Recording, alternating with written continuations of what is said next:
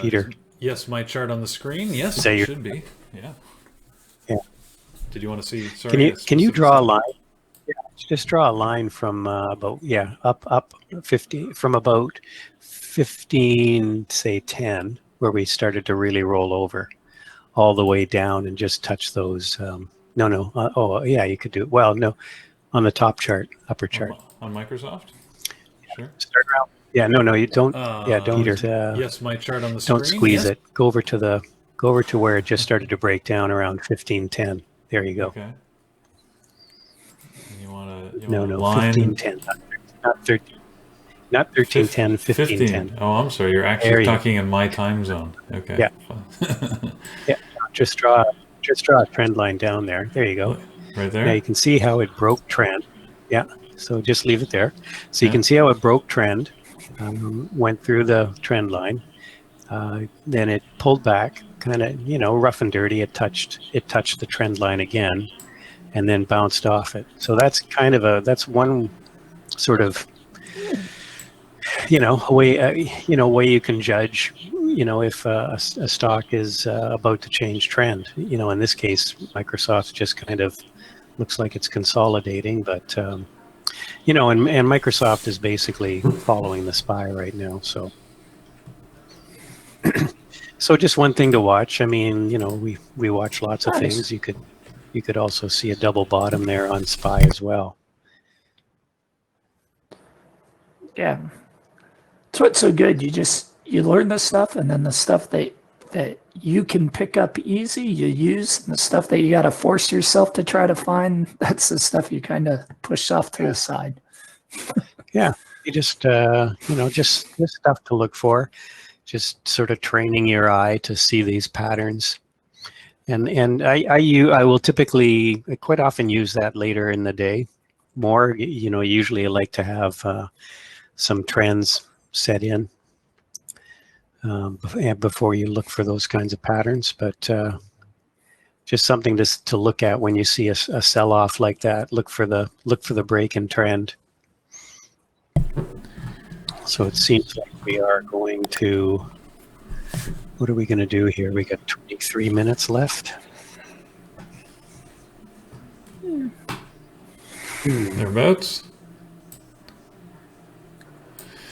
I've got a request on YouTube to take a look at INO. If you guys are okay, let me take a quick look at INO. Somebody says that they bought it in the morning at 12.90. Couldn't get out. Well, first I just have to challenge you on that. There's always an opportunity to get out. You've chosen not to get out, which is a shame because obviously it's down more than $1 from there. So I don't know when you got in. It's not looking good. I mean, I don't expect it today. It's not going to recover back to 12.90, or at least there's low likelihood that it would. So Mersal, I would say that. So, look, one of the rules that we generally espouse on trading, or we generally suggest people follow, is that don't turn a day trade into a long-term hold. Right? Because that essentially you're just not willing to accept the pain of the loss. And you say, well, if I hold it, in this case, you say you're going to make it into a swing trade. You're just hoping for it to go back up. And it may. INO could very well go back up. And maybe you're willing now to hold it until it goes to 10 before it bounces. But, I mean, it could go to 10 or 5 or $2. We don't know. I don't know. So think carefully as to whether you really want to hold it. I mean, if you're willing to accept the fact that you might wake up tomorrow morning and this thing is going to be down at another $1, then, by all means. But, it could equally be back up to 13. I won't pretend to know. The issue with INO is it's, as we talked about earlier, it's had at least 4 relatively strong green days, and you just can't expect a stock to keep doing that every day. At some point, it's going to run out of some steam and at least need to do some kind of a pullback and a consolidation. So I think right now we're pretty extended on INO, and I think we're just seeing some profit taking. Yeah. I mean, if I look at a daily chart on INO, when you think I didn't even look at the daily chart, but not to exaggerate, when I said it could go to 2, I didn't even realize just like 3 months ago, this thing was trading at $2. So, I'm just saying it's dangerous to turn what you thought was going to be a short-term trade that was going to provide you some profit into a swing trade, because that wasn't really what your plan was, right? So, anyways, you need to make your own call on it, but just be aware of the risks that you're undertaking. Yeah, and that daily chart you had up kind of puts it in perspective too. You can see it already had one big run. Yeah. If you go back to the daily, Peter, Yeah. it already had one huge pop. Right. And then it just see that one big pop there back in early March. And you can see what happened when it went parabolic. It eventually, everything comes back to earth at some point. So we've had another nice little run up. And Julian in our room is providing some support to that, Marcel, saying that, I assume, Julian, was this on INO as well? I don't think you mentioned which stock, but I'll assume it. Anyways, Julian said they bought at 16 and had to hold to 850 and then assume the loss. So there you go. There's an example where what thought was going to be a good trade bought at 16, and then half of the buying power of that trade later finally had to cut the loss, and it went down to 5. So there you go. We've got a few stories of people. Yoel saying lost 4K on INO. So guys, be careful on these things. Just it's one of the reasons why we talk about risk management a lot. It might be a good opportunity to mention this, that when you enter a trade, you should know what it is you're willing to risk at the point at which you enter, right? I should say before you enter, you should know. Let's use this example. Let me go back to today's chart on INO. So if you got in, and let me zoom in on the morning here a little bit, you got in at 1290 somewhere, thinking it was going to, provide a good opportunity for you, and then it didn't. So whatever point it broke down, it doesn't really matter. You basically should at that point said, all right, I'm willing to risk 20, 30 cents, 40 cents, whatever you think is a reasonable technical stop loss for the trade at the point at which you took it. And then when it surpasses that, you get out. Just unemotionally, you've got to get out. Otherwise, those situations escalate and turn into exactly what you're experiencing now. There's probably not a trader amongst us who hasn't done that to a certain degree, where we've ignored our stop thinking, oh, if I just give it a little more room, it'll come back. And it's amazing how rarely that actually happens, isn't it? I think we've all done it, right? True. I'll give it a little more room. It'll be okay. And, and it just doesn't come back. So the way you should think about those is that, hey, look, it didn't work out. That's just the law of averages. We don't know if any of our trades are actually going to work out when we go in. Get out at your set stop, but be ready to get back in. If it sets up again, meaning you see a new trade, then get back in. You basically are going to be doing the same thing as if you just held it from that point without risking the loss of it just continuing to go against you. That's the opportunity that you have. And again, if you ever watch Andrew, he is a master of doing that. He just does it very quickly, and he doesn't elaborate upon it that way. But that's why he gets in. Oh, not doing what I want. He gets out, but then he's back in again. He's very good at doing that. So worth learning from that. Yes. Okay.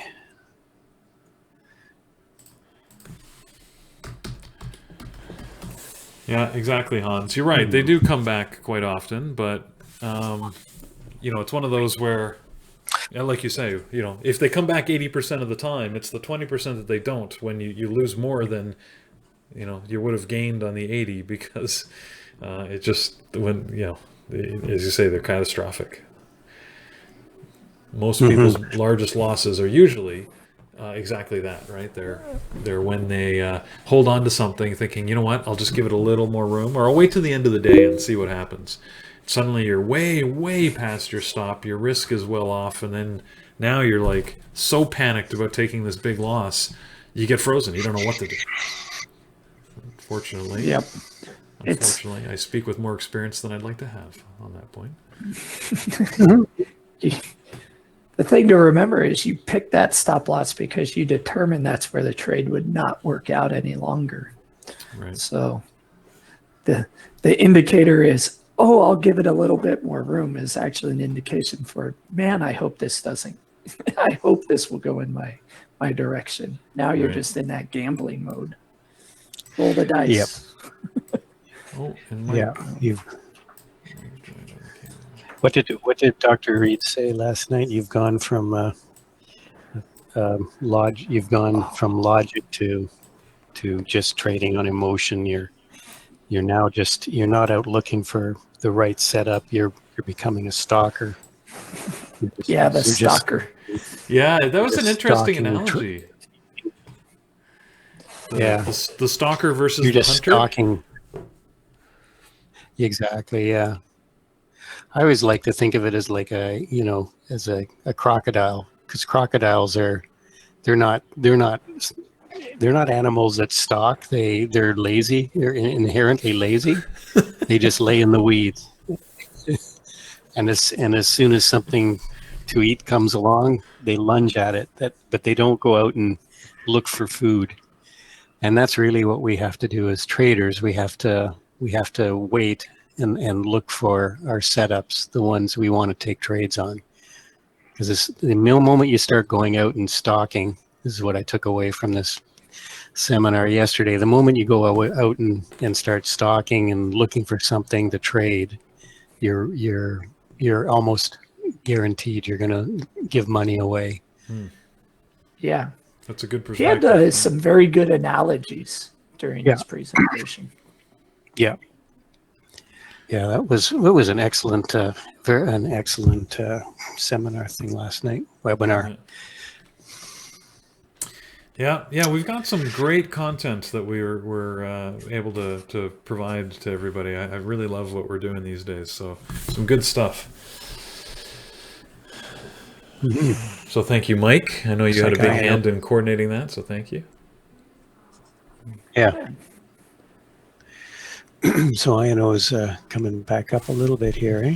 It's not ready to give up the ghost yet. No. Yeah. You know, like it said. So I got so all what are we out gonna- of LVS. 1390. I thought I had 13. I'm interested.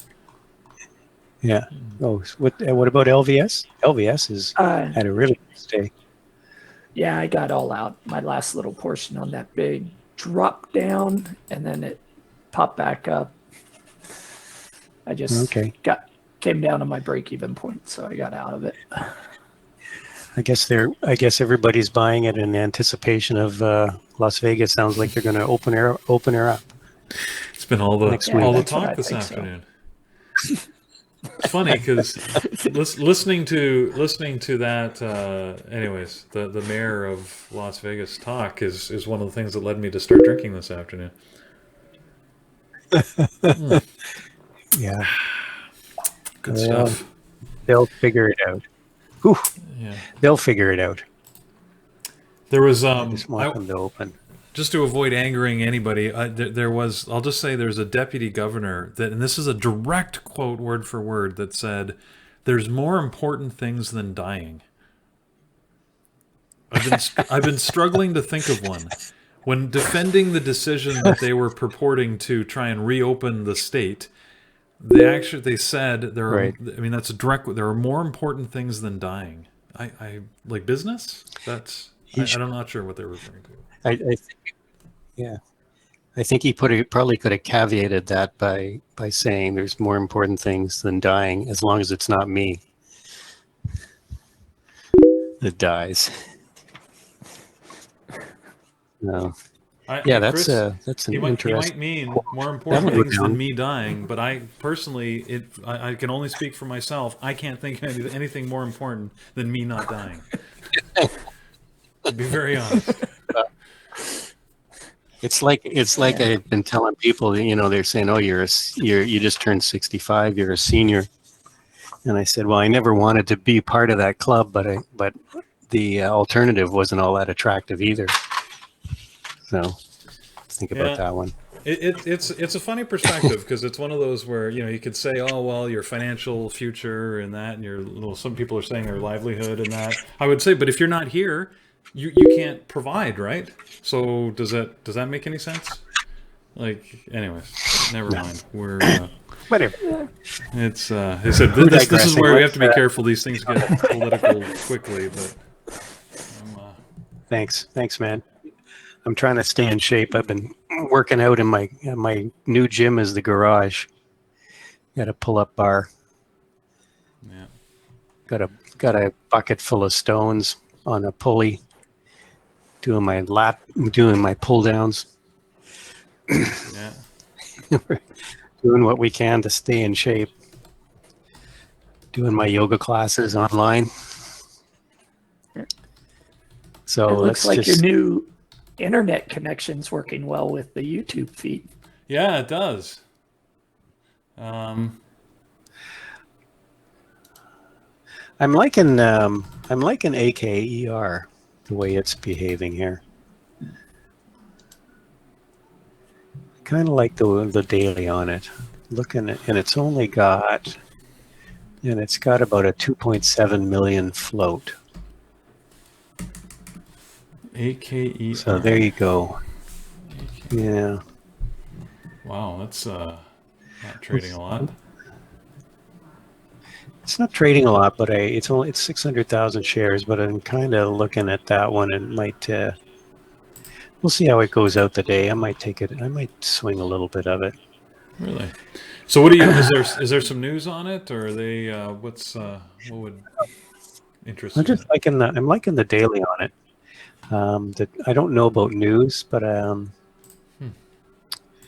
it just seems like it's kind of holding this 330 level over the last couple of days, and it's SPY selling off, dogs going crazy. See, I know that's not at my house. We'd like to have dogs. Yeah. So. Yeah. Random story about dogs, just to share. My daughter's always wanted a dog, and my life.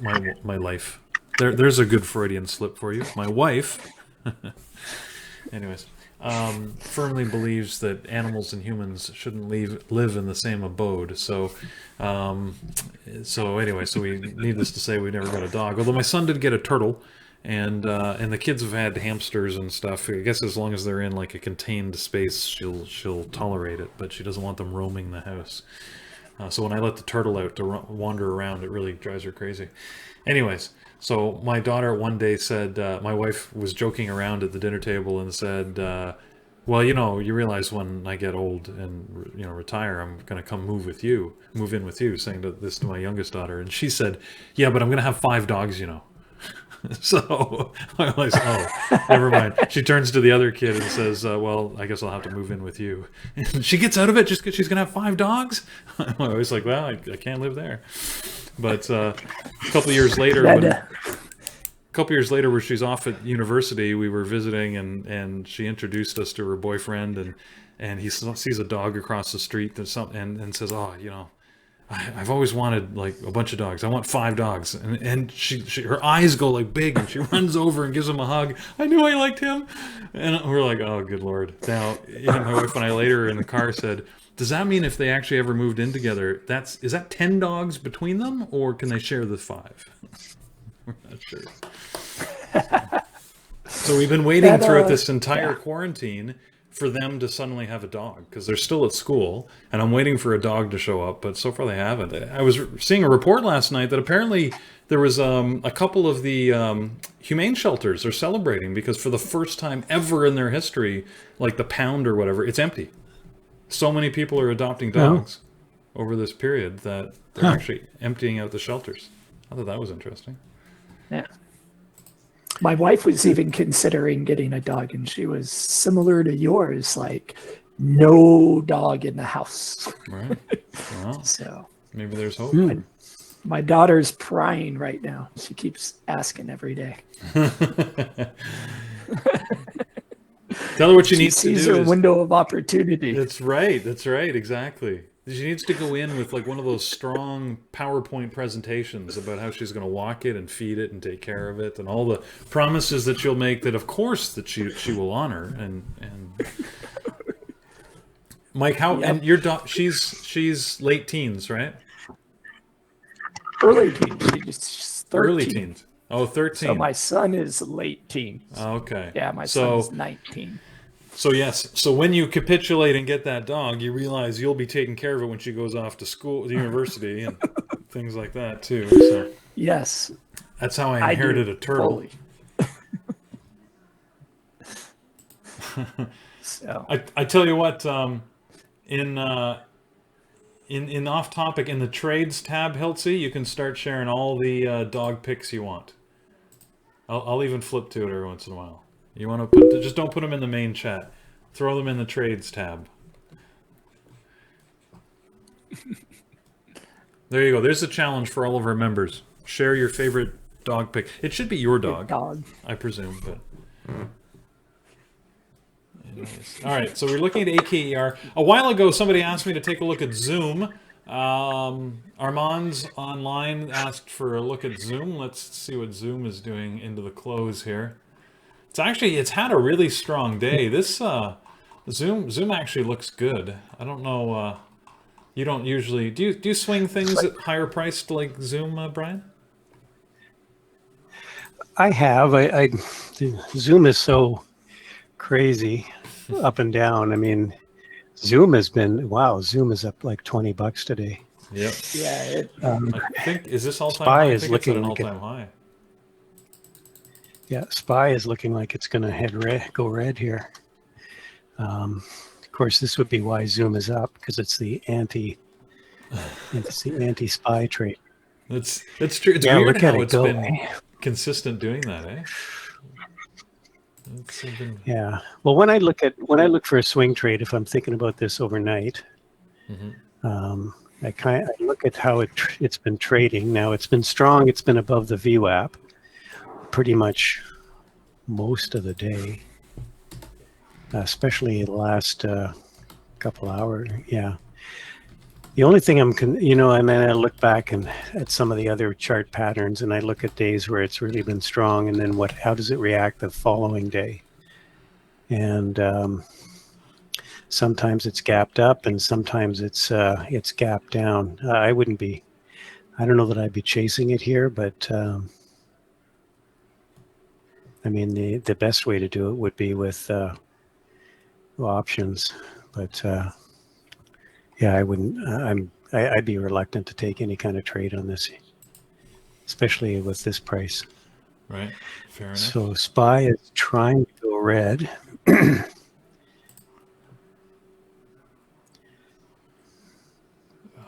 Microsoft. I'm still frustrated at Microsoft. Yeah, Microsoft's gone red. Yeah, a lot of red showing up on the screen here. SPY flashed to red there for a second. It's just hanging on here. Yeah, hanging on by a thread. Like? LVS is. It's just trying to. Yeah. So I've got 500 shares of AKER. Let's we'll throw the dice on that one. All right, I'll try and remember to keep an eye on that for tomorrow. We'll see how you do. 360-ish, I guess. 355 is where I'm in. Oh wow, look at you! I think I got in a little while ago. Yeah, well, when I first mentioned it, or just a little bit before, a little bit after, a little bit before I mentioned it. Snap is selling here into the close. Oh yeah, look at that. I think we are gonna go red here. We've got 30 some odd seconds left. And 6 cents on the SPY. 3 cents. it's just bouncing here. Yeah, maybe it's just gonna float. Maybe it's just gonna close flat here. Who knows, right? Sort of. Yeah, never know. Today is more or less what they call Well, I guess it didn't. I was going to say it was an inside day, but actually yesterday was a pretty small day in movement on the SPY as well. So, it wasn't really because it actually spiked up above the price action from yesterday. But a stalling day. And there you go. That's a better term. There's the bell. Ding ding, and it actually did close red. I knew it was going to close red. You did just barely too. There Look you at go. that. Look at that candle. Just pushed down below. Just barely. Yeah, Zoom. That was quite the Zoom day. Amazon was up again. Netflix up a little bit. What about the FANG names? Facebook was up. And I don't have Google up, so I don't know how Google went out today. Apple was, well, closed down just a little bit. And then, yeah, Okay. Google. Let's put Google in here. Yeah. And LK didn't move at all. The entire day didn't move. Yeah. Imagine that. Now, it hasn't reopened, though, right? You're just being facetious. No, I don't think so. I'm just joking. Google's up exactly 1% over yesterday. So, yeah, LK Okay, hasn't reopened since April the 6th. It will trade again. It's just, I guess they've just got to get their together because they do have a business there. It's just a matter of probably isn't as much of a business as people as they were portraying it to be. So yeah, well, that's, I'd actually be surprised if it reopens, but it depends on the outcome of that audit, I suppose. So let's take a look at what we're expecting for earnings here tonight, since we do have some earning. Intel looks like is reporting any moment now. Yes. WWE later tonight. Occasionally, WWE can actually trade. I've traded it once or twice, and it wasn't bad, but I don't know about this time. Yeah. They've got some. Don't they? Are their plans still on? Didn't they have plans to buy, or they've leased an island or something? They were going to like conduct live wrestling matches on this island off the coast of Florida, so they could. Anyways, something like that. Yeah, they had that, but then also, I wonder how the XFL is intertwined with that company too, though. Yeah, it's kind of like the. Isn't it kind of like that? That sounds like that fire festival. Yeah, the one that never happened. Yeah. Where everybody spends a lot of money to go to, and then they cancel it the day before. Yeah, or they change islands, and then nothing's built, and that was interesting. So Intel's numbers are out. Intel beat on earnings and beat on revenue, actually quite handily. They beat revenue by almost $900 million, posting sales of $19.8 billion with an expected of $18.7. And then their earnings actually were up fairly nicely as well. The expectation was $1.28, and they earned $1.45. So it's not a bad result for Intel. Let's see what's happening. They actually moved down right after the close. That'd be worth keeping an eye on for tomorrow, though, and see what impact that has on the rest of the semiconductor industry. Yeah, I like trading Intel. I've had some success with them. I find it. Yeah, I've had success trading Intel. Well, maybe tomorrow will be your day.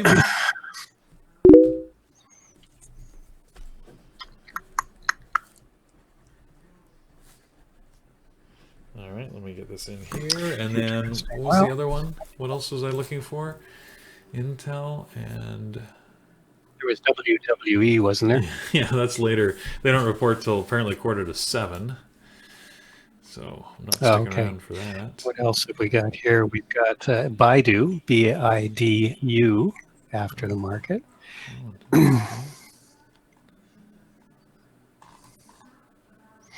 And Callaway, ELY, for the golfing enthusiasts in the crowd. MU sold off a little bit too on that And what's the SOXL doing? It's semiconductor index. It's down here too. Interesting. I saw a new report on Intel. Sorry, guys. This is why you have to be careful in the news. Let me share this with our Benzinga feed. It depends where you get your news from. Look at this news on Intel. So the one that I read you shows that they beat earnings and beat sales. Here's another one that came out a minute later that says they missed earnings and missed sales. Who do you believe? Oh. Totally different numbers. The estimates were roughly the same. But yeah, AMD's dropping as well here, right? Yeah. So I could be wrong. This is why you need to wait sometimes. I'm wondering. We've had a nice bump. We've had a nice bump on the oil trade. I'm just wondering if this is where we should take a short for another pullback here. Jeremy, keep an eye on that tomorrow. Jeremy brings up a good point. The magic 8 ball was wrong. The magic 8 ball was wrong today, guys. It's a historic day. I asked the magic 8 ball if the market was going to close below yesterday's close. And no, if it was, what did I ask? I asked if it was going to stay above it, right? And it said yes. And with seconds to spare. Did you put a time frame? Brian, yes, I was very careful in my phrasing to put the time frame in this time. Okay. Oh, was it going to close? Well, see, I shouldn't have been willing it to go zero. Yeah, look what you to did. Go red. You apparently, Brian. The guys, we've learned something here. The profit of profit is more powerful than the magic 8 ball. So, yeah. So if ever there's a disagreement between the profit of profit, Brian Pesum, and the magic 8 ball, go with Brian. Like that was ever in doubt. Like that was a question. So here we are. So I guess Baidu hasn't come out with anything yet, eh? The IDU? Not that I've seen, no. Okay, it was supposed to be reporting aftermarket as well. Oh, well, wait a second. Hold on. No, I see a bunch of downgrades this morning. Actually, not great. On Baidu?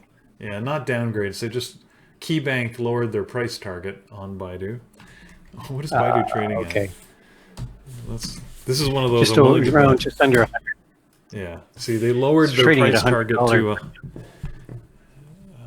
they lowered their price target to 136. So whatever their price target was before, apparently it was highly unrealistic. Okay, there you go. 136. That's still a big. That would be a good 36% increase for Baidu. Yeah. All right. Well, I'm going to drop off. I'm going to grab some. Going to grab something to eat here, and yeah, I got a nice couple days on the GDX trade, and I took it off because it looked like we were going to do a bit of a pullback. So I got that out of that at the open, or close, or well, actually not at the open. Well into the trading day when it started to roll over. And Brian, are you going to join us? Yes, we're having a party later. Yeah, team party. Yes, team party in about 20 minutes. Is that what it is? Okay. I've got I gotta go make a drink like tequila or something. Sunrise. No, a good old fashioned.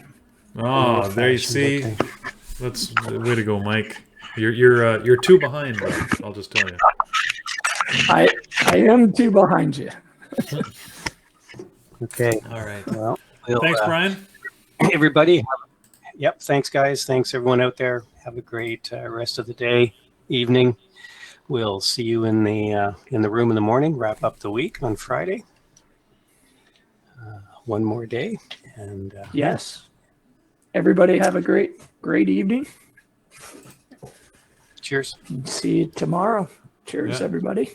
Take care, everyone. Have a great night.